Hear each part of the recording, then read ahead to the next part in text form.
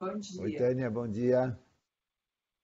Então, eu vou apresentar esse trabalho. Ele está quase finalizando. A gente pretende fechar as coletas agora em outubro, até o final de outubro. Então, é um estudo que começou no ano passado sobre Covid em profissionais de saúde de unidade de transplante de célula-tronco hematopoética. Então, a ideia era calcular a incidência numa coorte de indivíduos bem controladinhos, assim, e uma coorte bem fechada também, né? Eles trabalham só nas unidades de transplante. E também a gente fez coletas de sangue periódica para ver os anticorpos e também tentar diagnosticar casos assintomáticos, né, que não apareceram no PCR, na vigilância que a gente propôs. E a gente fez a coorte, tem um segmento antes da vacinação e após a vacinação. Então, assim, o racional do estudo é a preocupação com os pacientes, principalmente, né? Os imunocomprometidos, eles têm mais morbidade e mortalidade pela COVID, em comparação com os imunocompetentes, e dados de grupos, tanto do europeu quanto internacional de transplante, dos registros, né, internacionais, mostraram que as taxas de mortalidade acima de 20%, quer dizer, bastante alta nesse grupo, né? Aqui no Brasil, a gente fez um estudo multicêntrico, que eu já apresentei aqui na reunião passado, e a gente encontrou uma taxa de letalidade de 30%, e era alta tanto em transplante halogênico como em transplante autólogo. E, portanto, frente a essa realidade, né, tão dramática para os pacientes, para as unidades de transplante continuarem funcionando, né, a gente teve que ter uma estratégia muito grande de controle da transmissão nas unidades, e isso foi um grande desafio. Então, é mais ou menos esse desafio que eu quero mostrar aqui para vocês hoje. Quais foram as recomendações que foram publicadas logo no início da pandemia para essas unidades? A gente propôs teste periódico por PCR nos profissionais de saúde. Isso era feito todos os sintomáticos, nos assintomáticos com exposição a caso suspeito ou comprovado, e uma vez positivo era feito um afastamento por 14 dias ou mais. A gente no começo da pandemia, a gente não tinha evidência ainda de infectividade com relação a tempo, então a gente propôs pelo menos um teste de PCR negativo depois de 14 dias para esse profissional voltar ao trabalho. No estudo, eu vou mostrar para vocês, a gente ainda, além desses critérios de coleta, a gente fez coleta periódica independente de sintomas. Também a gente estava proposto a triagem dos pacientes assintomáticos pré-transplante, para a gente ter certeza de não pôr nenhum caso já positivo dentro da unidade. E isso era feito tanto no candidato ao transplante, como nos doadores e nos acompanhantes. Geralmente era um familiar. O doador internava junto com o paciente, porque não adiantava colher do doador e ele ficar em casa aguardando o regime de condicionamento, que são geralmente 7 a 10 dias, para depois ir para o hospital colher. Ele poderia se infectar nesse período. Então, ele internava junto e ficava esses 7, 10 dias aí esperando para fazer a doação, trancado dentro do quarto, para a gente não ter exposição comunitária do doador. E o acompanhante e o receptor eram testados uma vez por semana no primeiro mês, e depois disso, se o doador, se o receptor ou o acompanhante tivesse sintoma ou tivesse exposição a um caso suspeito ou confirmado, era coletado de novo. Então, isso que foi proposto para as unidades. E depois a vacinação, quando chegou a vacina, né? Foi proposto também a vacinação, tanto do doador quanto do candidato e também dos familiares. O objetivo desse estudo, o objetivo principal era calcular a incidência cumulativa da COVID, né, e também do SARS, porque como a gente fez diagnóstico em assintomático, né, então não era só COVID. Nessa coorte, em 2 tempos, né, um momento pré-vacinação e pós-vacinação. E como objetivos secundários é determinar como foi a morbidade, né, da Covid nesses profissionais de saúde e como isso teve um impacto na assistência, né? Toda a logística de você reorganizar turnos por causa de absenteísmo, etc. Também determinar a persistência dos anticorpos específicos induzidos ou pela infecção, doença ou pela vacinação. Quanto tempo esses anticorpos ficaram detectáveis, né? E também eu fiz, né, nesse estudo, eu determinei a eficácia da vacinação ao longo desse período que foi estudado. Tá? Então, era um estudo de coorte prospectivo, o crossover foi feito para calcular a eficácia da vacina, foi aprovado com esse parecer no CEP lá do Hospital Amaral Carvalho, o estudo foi conduzido na unidade de transplante lá de Jaú, e então, basicamente, o estudo teve essas etapas, né? A gente teve um primeiro momento de inclusão, que a gente triou todo mundo, né, tanto os pacientes como os funcionários, para saber o cenário da Covid naquele momento da inclusão. Isso foi em maio, quer dizer, a gente já tinha aqui no Brasil pelo menos uns 2 meses de pandemia ou mais. Depois a partir desse momento, a gente fez o segmento de todo mundo com coletas periódicas. Esse segmento foi até janeiro, quando chegou a vacina para os profissionais de saúde. E daí a gente tem um cenário de segmento pós-vacina, que, como eu falei, vai terminar agora em outubro. Tá? Então, para mostrar ao longo desse período como foi a pandemia aqui no estado de São Paulo, que é essa linha mais alta aqui, meio ocre, vocês estão vendo, corresponde ao estado de São Paulo. Então, de acordo com os tempos do estudo, vocês veem que aqui, olha, maio é a semana epidemiológica 18. Né? Então, o estudo começou aqui ainda num crescendo da pandemia, né? E depois, quando chegou a vacina, né, na semana epidemiológica aqui, foi final de janeiro, meio de janeiro, 3, 4, né, de 2021, a gente já tinha um cenário muito mais aquecido de pandemia, né? A gente teve essa segunda onda que foi muito maior que a primeira.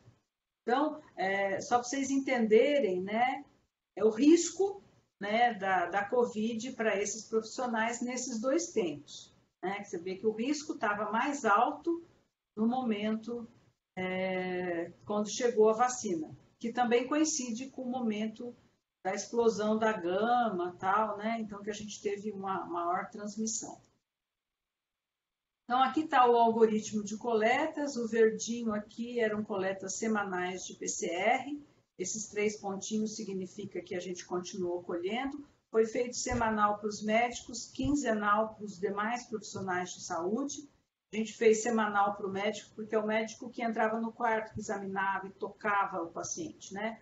O profissional de saúde nem sempre precisava fazer esse tipo de abordagem tão de perto. A gente espaçou. E também por questões de custo, né? E isso era feito a cada 15 dias. Nos outros profissionais de saúde que não entravam nessas coletas assim tão frequentes, era só a partir do momento que tinham sintomas. Então, eles escolhiam.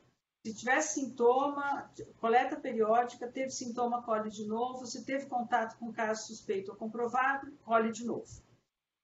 E a sorologia era mensal ao longo desse tempo todo. Então, aqui a gente tem as 2 doses da vacina, que foi a partir do 8º mês do estudo.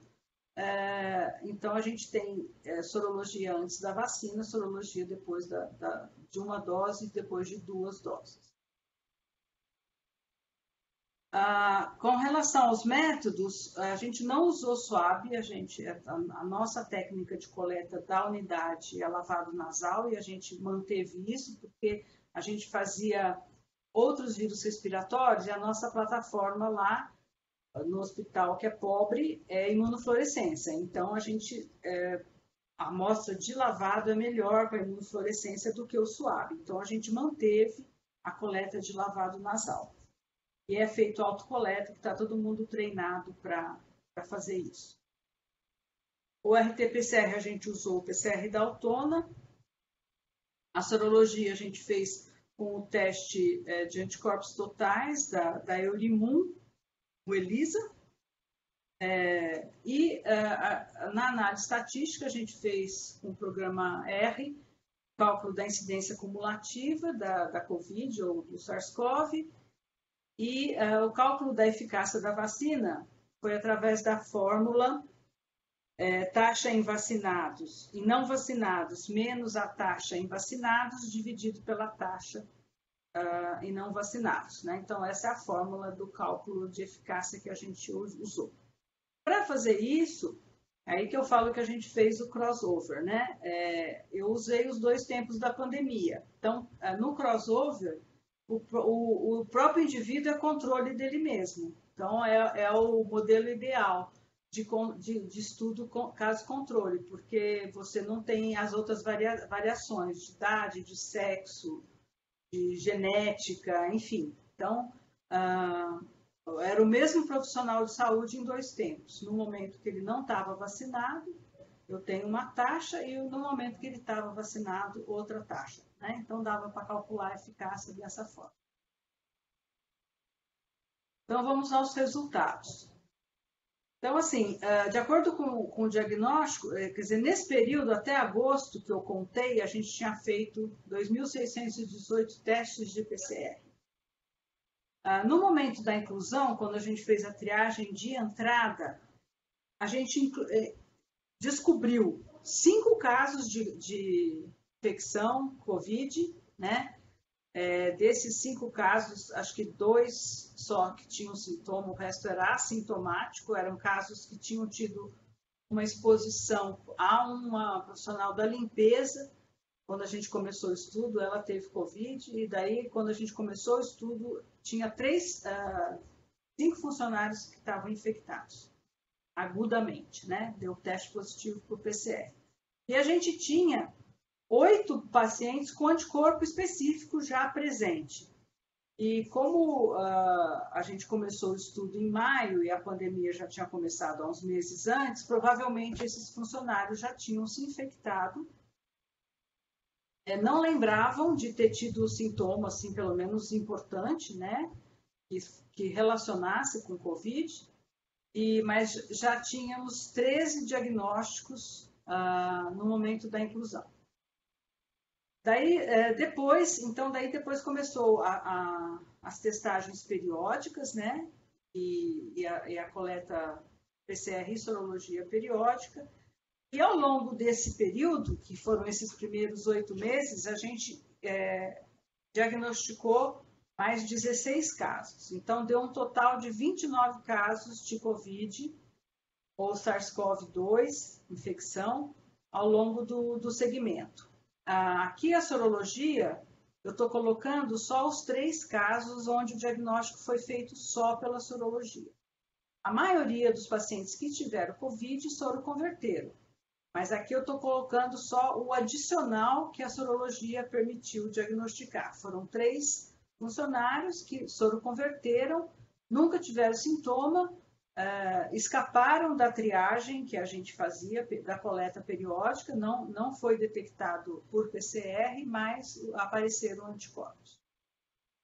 Como eu falei, não eram todos os funcionários que colhiam semanal. Ô, Clarice, Oi. são quantos pacientes e quantos funcionários? Ou você está falando só de. Você não está incluindo pacientes, mas são quantos, assim, o N? Você falou 109. o total de. Oi? Eu tirei, eu mudei de lugar o algoritmo das coletas, eram 109 funcionários, isso aqui é só funcionário, é diagnóstico só em funcionário, tá? Imunocompetente. O estudo em paciente, eu estou analisando agora, foi paralelo, né? Eu não Tá. tenho esses dados ainda. Então, aqui, eram 109 funcionários, uma mediana de segmento de 8 meses, 29 casos de infecção / COVID, e isso deu uma incidência cumulativa de 30% ao longo desse período de segmento. tá? O PCR, a persistência de PCR positivo, a mediana foi de 15 dias, variando de 7 a 28 dias. Então, vocês veem que tivemos alguns funcionários que tinham PCR persistentemente positivo, né? Como a gente não estava fazendo cultivo para saber, esses funcionários ficaram afastados até o PCR estar negativo, né? A gente não podia correr o risco. Também, assim, ainda não tinham esses estudos que falavam que, né, pelo menos depois de 10 dias dificilmente vai estar cultivável, etc. Então, a gente manteve o método que foi proposto no estudo. Desses 29 casos que a gente diagnosticou COVID nessa primeira fase do estudo, 25 apareceu anticorpos e em 4 funcionários não apareceram anticorpos. Nos que foram diagnosticados, nos 18 que foram diagnosticados por PCR, 15 soro converteram, quer dizer, apareceu o anticorpo depois. Depois tem aqueles casos lá que eu falei, que só diagnosticado pela soroconversão eram pacientes assintomáticos. E esses anticorpos, ao longo do segmento, a duração desses anticorpos foi de mais ou menos, a mediana foi de 152 dias, variando de 1 a 247. Esse 1 dia foi um funcionário que entrou no estudo tardiamente, né? Então, assim, dele a gente tinha pouco tempo de segmento. Então, não reflete, na verdade, esse intervalo não reflete bem. Agora, no final do estudo, que a gente vai ter todo mundo com pelo menos 6 meses de segmento. Agora, com relação à apresentação clínica, então, nos 2 momentos, no momento da inclusão, como eu falei, a gente tinha 13 casos já diagnosticados na inclusão, a gente só tinha 2 que a gente tinha evidência de infecção aguda com sintoma, o resto tudo não reportava sintoma, né? Mas isso reflete a falta de vigilância prévia do estudo, que foi no momento que o estudo começou. A gente na verdade, não tem certeza se foram totalmente assintomáticos esses 11. Não lembram. No segmento que a gente tinha a vigilância diária de sintoma, a gente teve sintomáticos, a maioria, 81,2%, mas a gente teve uma frequência bastante alta, que eu considero, dada a gravidade da situação da unidade de transplante, de quase 19% dos funcionários tiveram quadros assintomáticos. Se a gente não tivesse fazendo a vigilância do jeito que foi feita, esses funcionários provavelmente poderiam transmitir a outros colegas e também aos pacientes. Agora, dos 13 que a gente sabe que tiveram sintoma e, portanto, tiveram COVID, né? Então, como é que foi a COVID nesses profissionais de saúde? A gente teve aqui, como vocês podem ver nessa tabelinha, os sintomas duraram mediana mais ou menos de 11 dias. Realmente é uma característica da COVID, né? É uma doença prolongada. E a gente teve mais de 50% dos funcionários classificados como moderados ou grave, de acordo com a classificação da Organização Mundial de Saúde. Então, vocês veem que é complicado, né? Uma doença complicada para o profissional de saúde. Esses profissionais de saúde, a maioria deles é jovem, então poucos precisaram de internação, mas todos eles foram afastados e o tempo de afastamento foi mais ou menos 16 dias. Então, isso tudo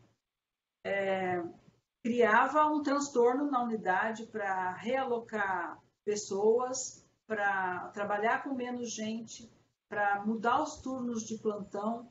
Então, Felizmente, a unidade de transplante de Jaú tem bastante enfermeiros, né? É a unidade que acho que tem mais enfermeiro por paciente aqui no país. Então, a gente conseguiu lidar com essa dificuldade que foi muito grande, né? Foi um ano muito desafiador.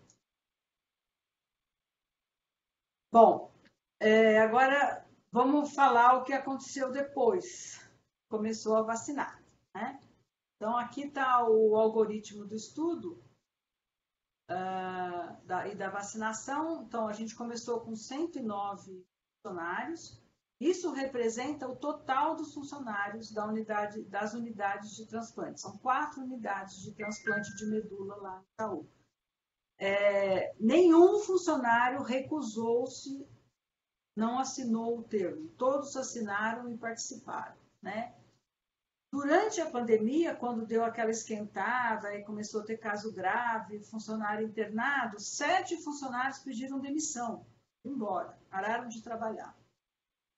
A gente teve essa perda de follow-up de 7, e dos 102 restantes, um funcionário não quis tomar vacina, era um dentista que cuida dos pacientes e frequenta a unidade regularmente, e ele tinha tido Covid e ele disse que não ia ser vacinado. Devia ser um bolsominion. E o restante, 101, todos tomaram a vacina, tá? Então, a vacina começou lá na unidade no dia 21 de janeiro. Tá escrito 2019, tá errado, é 2021, tá?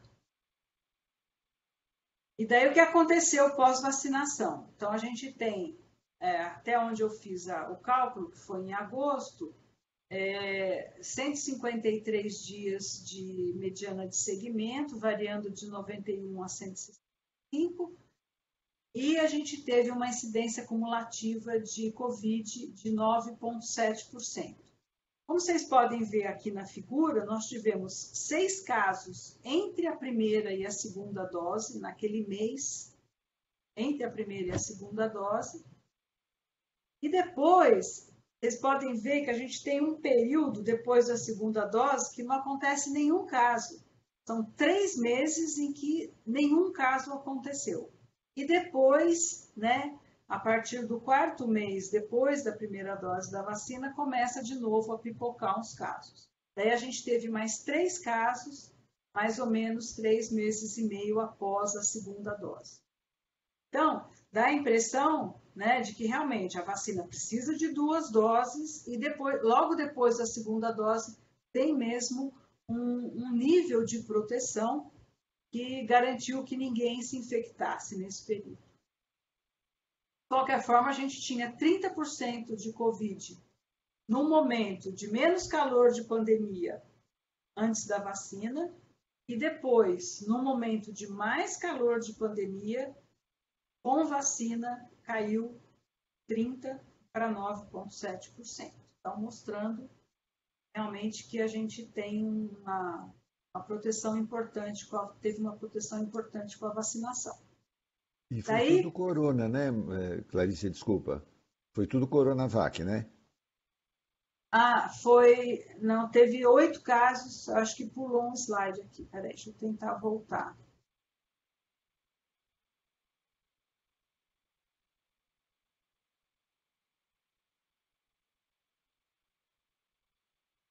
Ó, 8 casos que foi Shadox. Tá. Uhum. Tá? 93 foram Sinovac. Bom? Tá. Uhum. Obrigado. Daí, assim, para calcular a eficácia da vacina, eu fui bem rigorosa no cálculo da taxa nos não vacinados e eu não coloquei todo mundo que tomou vacina. Eu coloquei só os pacientes que não tinham anticorpos no momento da vacinação. Porque depois, ao longo do segmento, como eu falei, teve 3 casos assintomáticos que a gente viu que tiveram pela sorologia, a gente teve aqueles 29 casos de Covid, enfim.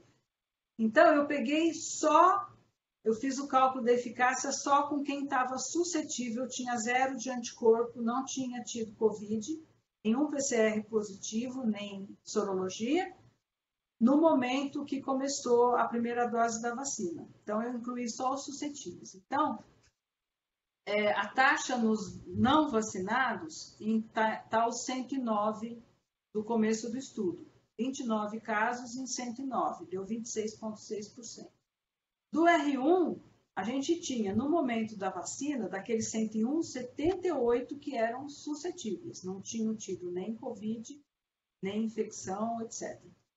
E daí, 6 tiveram Covid no primeiro momento, né? Entre aqui a primeira e a segunda dose. Então, eu calculei a eficácia até 3 meses depois da segunda dose, né? Que seria aqui depois desse 1, né? Que a primeira dose é o 0, a segunda dose é o 1. Neste momento, tivemos 6 casos. E daí dá uma eficácia de 71%. Depois, 4 meses após a segunda dose, que é quando já, depois de 4 meses da segunda dose, pipocaram esses 3 casos mais, e daí você vê que a eficácia, daí já é 9 dos 78, e a eficácia já cai para 56,8%. Então, ao longo desse segmento, a eficácia que a gente está tendo, vocês veem que a eficácia da vacina está caindo, né? E reflete a queda dos anticorpos. Ô, Clarice, será que não seria bom também calcular só depois da segunda dose? Porque a vacinação implica em 2 doses. Não, mas Quando aqui você é a fala... segunda dose. Ó, isso aqui foi calculado, esses 6 casos, a gente calculou isso aqui, ó, neste momento aqui, após 3 meses. A gente teve 6 casos depois da segunda dose. E a gente ficou com esses 6 casos até 4 meses depois, tá vendo? Depois que apareceram mais 3 Depois da casos. segunda dose. Então, todos eles foram depois de 2 doses. Isso, depois de 2 Esses 9 doses. Então, casos. depois de 2 doses, 3 meses depois da segunda dose, e o outro depois da segunda dose, mais de 4 meses depois, mostrando que cai. Entendeu? Então, os 2 cálculos foi depois da segunda dose. Então, se a gente calcula a eficácia da vacina logo depois da segunda dose, ela é muito maior do que 4 meses depois. Vai perdendo a eficácia. Tá? Então, eu acho que a coisa mais diferente desse estudo é ter esses momentos assim de cálculo, né? A gente ter podido calcular esses momentos. Então, a gente tem hoje essa mediana de segmento, e daí aqui eu mostrar as curvas dos anticorpos, né? Então, aqui, ó, pré-vacina, eu pus aqui só para mostrar os casos que tinham anticorpo positivo, 78 eram suscetíveis e tinha um caso que tinha o anticorpo na zona cinza ali, indeterminado, e foram esses 78 que a gente analisou a soroconversão, né? Esses 78 suscetíveis, quantos ficaram positivo depois da primeira dose e depois da segunda dose. E essa última aqui, 5 meses pós-vacina, seria o cenário atual do fim do segmento do estudo, né? Aqui, como eu falei, foi em agosto, vai ter um fechamento disso em outubro. Então, vocês podem ver que dos 78 negativos, 42 viraram, 31 continuaram negativos depois da primeira dose e 5 já entraram na zona cinza. Depois da segunda dose, dos 78, 76 soroconverteram, viraram positivo logo depois da segunda dose, tá? Essa aqui é a amostra um mês depois da segunda dose. Só um que permaneceu negativo e um indeterminado. Então, aí consolida mesmo a resposta imune depois da segunda dose, né? E 5 meses depois, a gente começa a ver de novo esse cenário que a eficácia da vacina mostrou, né? A gente tem uma queda dos positivos, um aumento dos negativos, perda dos anticorpos, e um aumento dos indeterminados também, que é essa fase do que ele está entre o positivo, ele cai para o indeterminado e depois ele vai se tornar negativo ao longo do tempo. Então, deu para ver bem essa dinâmica dos anticorpos. E com relação à COVID, ou SARS-CoV-2, a gente tem aqui o cenário pré-vacina com 29 casos, pós-primeira dose 6 casos, pós-segunda dose 3, e no total, pós-vacina, 5 meses pós-vacina, 9 casos, que foi esses que a gente usou no cálculo, né? Da eficácia. Clarice, deixa eu perguntar uma coisinha para você. A sorologia você fez pela nucleoproteína, né? Anticorpo contra a nucleoproteína, né? Da Eurimum, que é aquele que dá anticorpos totais. Isso. E você excluiu da tua conta o pessoal que tomou AstraZeneca?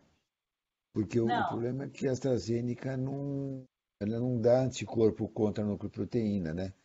Porque como é RNA, a RNA contra spike, ela só faz anticorpo contra spike.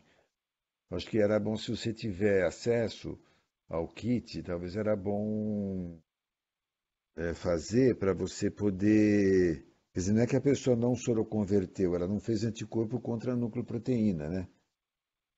Pode ser que eu esteja subestimando a soroconversão, né? Incluindo esses casos. Isso mesmo. Vou refazer olhando isso.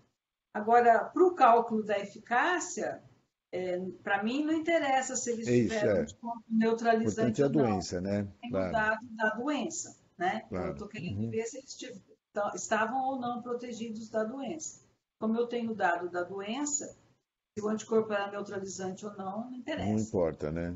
Ele pode até ter anticorpo e não estar protegido, né? Isso. Clarice, voltando aos 9 casos, eu estou vendo aí, quer dizer, tem 6 pós-primeira dose e só 3 pós-segunda. Então, eu continuo sem entender direito. Aqui, Cláudio, se olhar a incidência acumulativa, você vê na curva. Tomou a primeira dose da vacina. Daí, essa escadinha aqui, 1, 2, 3, 4, 5, 6. Cada degrauzinho que subiu foi um caso, entre a primeira e a segunda dose. Então, mas acho que você tem que analisar separado isso daí, Clarice. Não é justo você analisar a eficácia da vacina com uma dose só. Tem que ser separado uma dose e 2. 15 dias depois da segunda, inclusive. Você não acha? É que não muda, né? Esses 6 casos que eu tive antes da segunda dose, depois da segunda dose tem um platô. Continua então, sendo na verdade, você teve só 3 casos em indivíduos completamente vacinados. Sim. Só 3. Agora, não sei, esse aí, como é que se exclui esses? Ou faz separado, faz eficácia após primeira dose e eficácia após segunda talvez, dose? assim, eu tenho que falar da eficácia total e mostrar, porque o que eu queria mostrar, Cláudia, era justamente esse platô. E logo depois que ele toma 2 doses, ele fica protegido alguns meses, tá vendo? E depois Isso é ele super volta. interessante. Isso é muito legal. Agora, quando você falar em eficácia de vacina, eu acho que você tem que analisar as duas circunstâncias em separado. Como o pessoal tem feito, eficácia após a primeira dose e eficácia após 15 dias após a segunda dose. Tá. Mas é lógico mas é muito interessante esse platô aí depois volta, né? Sugerindo fortemente que precisa de reforço mesmo, né? Precisa de reforço, Sugerindo que como a Coronavac, ela de início, ela já dá um nível de anticorpo menor que as outras. O que foi mostrado para as outras depois de 6 meses, para a Coronavac, como ela já começa num nível menor de anticorpo, ela decai mais rapidamente, né? Então, na Coronavac, talvez o reforço devesse ser feito com 4 meses, não com 6, como as outras. Então, depois aqui, com relação ao impacto da Covid, né, nesses 9 casos de Covid que a gente teve depois da vacinação. Vocês veem que da outra vez a gente tinha mais de 50% dos casos moderado ou grave, e aqui a gente tem 44%, né, caiu um pouco, casos moderado ou grave. E também a gente teve aqui, olha,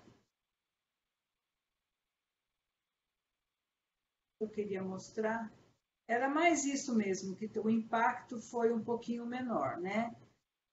Os pacientes também teve um tempo de afastamento mais ou menos igual, foi de 15 dias. Enfim, a vacinação melhorou em termos da incidência e da gravidade, mas o resto do drama da unidade continuou, né? Porque continua muito tempo afastado, visão de turno, plantão, foi um caos. E daí, assim, Nossa, de imagino. comentário que a gente colocou, o desafio que tem sido a pandemia nessas unidades, mesmo após a vacinação. Esses casos de quase 20% de assintomático, mostrando a importância do diagnóstico por PCR, né? Para poder fazer o isolamento e interrupção da cadeia de transmissão antes que chegue no paciente, né? A vacinação reduziu a incidência da Covid, né, de 30% para 8%, frequência de caso grave, e a eficácia cai depois do quarto mês, de 71% para 56%. E daí esse comentário que o Cláudio fez agora, né, que a gente também observou, que seria com as vacinas atualmente disponíveis, né, até que a gente não tenha uma vacina melhor, mais imunogênica, por tempo mais prolongado, enfim, que é o sonho de consumo, é uma necessidade de revacinação periódica, que isso, semana passada, o CDC já começou a colocar, tal, a importância do booster, né, da terceira dose e doses, pelo menos, a cada 6 meses, né? Então, agora o tempo disso vai, provavelmente, a gente não sabe a chutação, né? O CDC também está chutando, então é só quando a gente tiver certeza, com estudos, o que realmente precisa para cada vacina, para saber a revacinação. Hoje parece que saiu uma nota, vai sair essa semana ainda uma nota do Ministério, dizendo que não precisa mais aquele intervalo de 15 dias entre a vacina de influenza e a vacina de Covid. As vacinas podem ser dadas juntas. Então, como a gente imaginou, desde mais ou menos quando começaram a surgir as vacinas, é que essa vacina ia entrar anualmente junto com a vacina da gripe. Basta saber se vai ter que ser uma dose só ou mais de uma, né, da Covid. Uma dose só, não, uma vez só por ano ou 2. Então, gente, era isso. Obrigada. E daí Posso podemos perguntar, abrir para Clarice? discussão. Parabéns, eu acho isso um trabalho super importante para quem está na linha de frente, ainda mais em pacientes com resposta imune. Eu acho até, Clarice, que vocês tiveram uma letalidade baixa, porque toda terça-feira, antes de participar dessa nossa reunião, eu participo de uma reunião do Hospital do Rim, né? Que é muito interessante. E lá no Hospital do Rim, que eu acho que os pacientes são menos graves de uma forma geral, em função do nível de imunodepressão que é menor do que o que você tem, né? Lá em Jaú, eles têm perto de 50% de letalidade. Eu fiquei impressionado como morreu o transplantado renal lá no Hospital do Rim, né? Então foi até pior, acho que vocês tiveram uma evolução muito, muito favorável, até muito cuidadosa, né? Agora eu fiquei numa dúvida, Carícia, quando você falou dos casos graves, você colocou que teve um percentual muito grande, né, de casos graves no começo, daqueles 29, né? Mas eu vi que o uso de oxigênio foi relativamente raro. Uhum. Como é que vocês caracterizaram essa gravidade? Porque o conceito que eu tenho, pode estar errado, né? é que o uso de oxigênio é uma coisa que baliza muito a gravidade, né? Você lembra o que Então, que a aconteceu? classificação é que a gente juntou moderado e grave. Então, aqueles mais de 50% incluía os moderados. Grave mesmo foi um caso antes da vacinação e um caso depois. Então, dava 7% mais ou menos. Ah, tá. Tá bom. Tá? Foi menos nos casos de Covid. Entendi. E aquela classificação, você tendo pneumonia, já é moderado. Então, todos Entendi. fizeram tomo de tórax, entende? Então, já entrava na classificação do moderado e eu Mesmo que juntei, não tenha usado oxigênio, né? Tá. mesmo que não Uhum. tenha usado Tá, oxigênio. tá. Uhum. O oxigênio já entra na categoria do grave. Grave, né? Uhum. Mas o grave, os 4 graves, só um que usou oxigênio e internou, Clarice. Mas tem outros critérios que eu não estou lembrando agora, Cláudio, que acho que tem. Eu não me lembro agora com certeza da classificação, mas a gente usou os critérios daquela classificação. Vou rever direitinho para. Tem que pôr isso na metodologia. Tinha uma figurinha assim para a enfermeira classificar. Agora é interessante, viu, pessoal? Eu ainda, por força de um contrato que a gente tem com o Ibope, vocês me perdoem, mas eu não posso contar números para vocês. Mas a gente acabou agora uma semana, mais ou menos, de fazer o 7º levantamento que a gente faz com o Ibope, né? Vocês lembram que teve uma vez que eu apresentei as primeiras etapas, né? E aí a gente pegou o resultado da sorologia, né, neutralizante, que pela primeira vez a gente fez.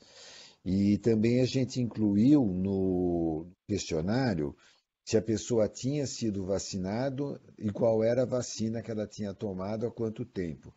E me chamou a atenção que o pessoal que tomou AstraZeneca e o pessoal que tomou a Pfizer teve não soroconversão, porque a gente não tem o antes, né? Mas uma positividade de sorologia igual entre si e muito alta, beirando os 100%, assim, sabe? Praticamente, né? E a Coronavac foi menor, mas eu ainda não tive tempo de corrigir pelo tempo pós-vacinação. Porque como a gente começou vacinando antes com a Coronavac, é possível que acontecesse o que a Clarice mostrou e que a gente também tinha esse dado. Ao longo do tempo ela vai caindo, né? Então, se você vacinou em janeiro, fevereiro, quando você colhe em setembro, tem muita gente já que negativou. Só que você está comparando isso com gente que tomou a Pfizer em julho. Não é justa essa comparação, né? É, Mas me E chamou a também, atenção. mais jovem também, né? Mais jovem também, tem razão, respondeu melhor, né? Mas me chamou a atenção, sabe, que em termos assim brutos, né, sem a gente elocubrar muito os resultados, né, a AstraZeneca, a Pfizer deu a mesma coisa, muito alta, e a Coronavac também foi muito positiva, assim, mas foi menor, eu acho que em função até dessas variáveis, né? Então as vacinas dão uma soroconversão boa mesmo, né? não, com Resta saber quanto que certeza. isso protege, né? Então, esse que é o problema, porque acho que a Coronavac, os níveis são inferiores e a proteção é menor. Não adianta a gente, não adianta a gente querer esconder, a realidade está aí para mostrar. Quer dizer, essas novas É, plataformas, elas vieram para mudar para melhor a performance das vacinas. com Essa que é a certeza. realidade. E tirando todo esse embate político, essas coisas, os interesses, escassez, etc. Mas daqui para frente, essa discussão ela vai aparecer. Cara. Qual é a melhor vacina? O Brasil vai comprar o que vacina? Hoje eu não Claro, tenho dúvida que devia ser das novas plataformas. não De tenho dúvida. preferência, a Moderna, inclusive nos Estados Unidos, agora começou a discussão que colocava a Pfizer no mesmo patamar que a Moderna. E já chegou à conclusão que a Moderna é melhor. Os caras já falaram, para de falar que é igual, não é igual. A Moderna é Não. melhor que a Pfizer. Então, e a Pfizer é melhor que a AstraZeneca, que por sua vez é melhor que a Corona. É isso que é o negócio. A Não tem força do como. marketing, né, Cláudio? No fim, eu acho que está todo mundo como tem, logicamente, o interesse, né, da venda dessas vacinas, está todo mundo correndo atrás de equiparar as vacinas no mesmo Claro. nível de qualidade, entendeu? Para realmente poder competir. Porque numa licitação, né, o Ministério vai comprar uma quantidade enorme de vacina, agora ele está comprando o que tem, porque está faltando. Mas na hora que isso entrar na endemicidade, essas vacinas vão ter que ser equiparáveis, porque senão, sabe, o governo não vai comprar a que é mais barata, ele não pode fazer isso, se a vacina for muito inferior, né? Ele vai ter que comprar uma que seja tão boa quanto. Essa discussão da Moderna com a Pfizer foi muito interessante, porque no começo todo mundo fala, não, é a mesma coisa, mas parece que era uma pressão da Pfizer dizendo que era a mesma coisa, mas a partir o tempo foi passando, então eles viram que o nível de anticorpo da Moderna ficava muito mais alto por mais tempo, em idosos era quase 99% de proteção, outra deu 89% ou 90%, ótimo também. Mas quando você compara as duas, parece que está ficando evidente que a Moderna é melhor que a Pfizer. Mas teve todo um lobby aí para dizer que eram iguais. Mas Bom, interessante. tanto isso é verdade, pessoal. A Desculpa, Cláudio. Coronavac, tadinha, né? Não, mas olha, Coronavac tanto isso é verdade que a Moderna está com um pedido no FDA para diminuir a concentração de imunógeno ativo na vacina dela pela metade. Quer dizer, ela falou, escuta, para que eu podia fazer duas vacinas, eu estou fazendo uma só, ainda estão dizendo que é a mesma coisa. Não dá, né? Assim também não e a vale, vacina né? da febre amarela, né? É, então, Você exatamente. vacina e dura gerações, né? Quase que você passa de pai para filha, vacina. É Deus me verdade. livre. Pode ser muito mais fraquinha do que.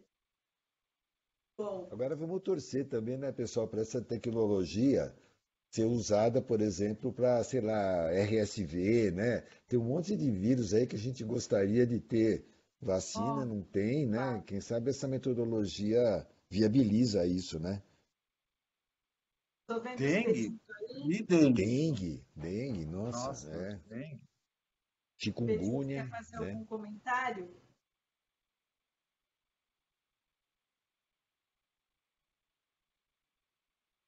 Pedito, Oi, Clarice. Só uma coisa, Clarice. Acho que você tem de chamar o seu estudo de efetividade, não de eficácia. efetividade? Tá. Porque eficácia é o resultado de ensaio clínico, né? E efetividade é quando a gente faz o No estudo já campo. com a vacina em uso. E eu queria voltar para o ponto do Cláudio. Eu concordo com ele que seria interessante duas análises. Uma análise com os casos que ocorreram entre a primeira e a segunda dose, com todos eles, e outra só com quem foi completamente vacinado, aí, entre aspas, que são aqueles que tomaram 2 semanas após a segunda dose. Ah, legal. Fortalecer o dado, né? Tá bom. Depois eu vou aí discutir mais com você. Ok. Está na hora de começar a escrever, né, para publicar. Só estou esperando as últimas sorologias agora em outubro para fechar, mas já dá para ir escrevendo essa parte. E ó, então, eu tenho essas amostras, né? Eu já conversei com a Camila, com o Cláudio sobre isso, que estavam pensando em fazer alguma coisa com relação à avidez. Eu tenho as amostras da secreção respiratória para a gente ver variante, para ver, sei lá, cultivo, as amostras estão em nitrogênio, estão a menos 80, e, e essas sorologias aí, né? Então, se alguém tiver interesse em fazer alguma coisa colaborativa, paralela, etc., tá É, aqui. eu acho que a questão da avidez, o timing, acho que já passou em parte, mas, de qualquer modo, por exemplo, o pessoal lá em Araraquara, a Camila tem material da entrada do P1 em Araraquara, da P1, e saber quantos casos teve de reinfecção, quantos casos teve de infecção primária. Mesmo que seja um dado retrospectivo agora, que já mudou, mas eu acho que isso aí é a padronização do método e avaliação naquele período da entrada de uma nova amostra, qual foi o impacto da reinfecção. Mas tem uma outra coisa também, que são as falhas vacinais. Qual será o comportamento da avidez de anticorpos nos casos de falha vacinal quando comparado com os outros que não falharam? Essa é outra coisa também, eu acho que pode trazer informações do ponto de vista assim, da dinâmica dos anticorpos, enfim, eu acho que ainda vale a pena. Acho que essas amostras da vacina, esses vacinados, seria ótimo. Um mês depois da vacina, com IgG, esse é excelente para ver baixa avidez. Todos esses caras têm baixa avidez, do ponto de vista teórico. Então, esse grupo de baixa avidez seria esse grupo, um mês após a vacinação com IgG positivo. Que é o que a gente não tinha, na verdade. Então, está tudo E na as mão aí. soroconversões reais, né? Que a Clarice tem, como ela Eu fez só follow-up, ela separei. tem negativo, soroconverteu. A gente já tem o cara positivo de primeira coleta, né? Aí já tá tudo aí, né? Mas eu acho que ainda vale a pena. Eu não mostrei, mas nessa coorte eu tenho um caso de reinfecção. Uma funcionária que, quando a gente fez a triagem de entrada, o PCR dela deu positivo. A gente repetiu no LUTS, lá de Bauru, confirmou que era positivo mesmo, porque ela era totalmente assintomática. E isso foi em maio. E daí, em dezembro, o marido dela teve Covid e ela pegou. E daí ela teve Covid mesmo, teve sintoma, tal e tal. Então, essa foi o único caso da coorte de reinfecção. A gente tem um caso de reinfecção também, e o interessante é que, se eu não estou errada nos intervalos, a avidez das sorologias de 4 meses não estava alta, estava baixa a média, né? E essa moça que teve reinfecção, a avidez dela foi altíssima. E a reinfecção dela foi, teoricamente, acho que 4 meses depois da primeira.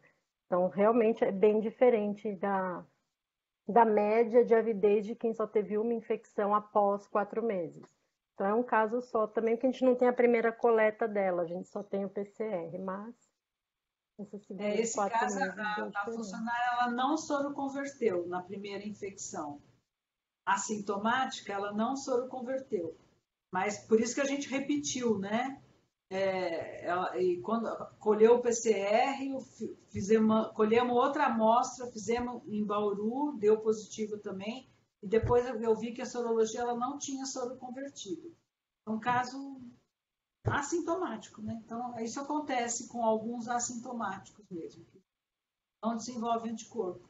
Mas depois ela virou, ela fez anticorpos. Depois Camila, que ela o seu gato está querendo fazer uma pergunta, viu? Eu acho que era essa a pergunta que eu vou passar o microfone para ele.